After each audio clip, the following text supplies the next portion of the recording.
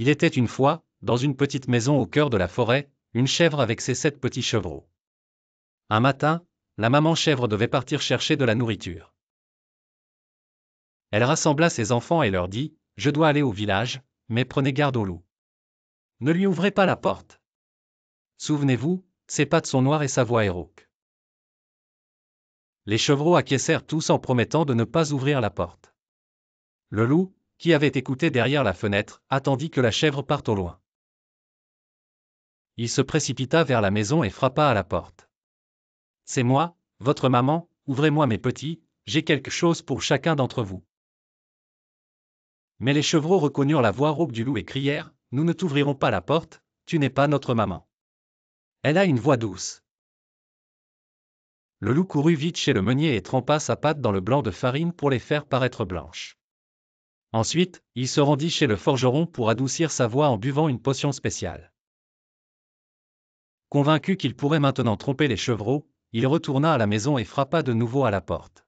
« Ouvrez, mes enfants, c'est votre maman revenue, » appela-t-il avec une voix douce et montrant sa patte devenue blanche. Trompés par l'apparence et la voix, les chevreaux ouvrirent la porte. Aussitôt, le loup entra et les chevreaux se dispersèrent pour se cacher. Malheureusement, le loup les trouva tous sauf un, qui s'était caché dans l'horloge.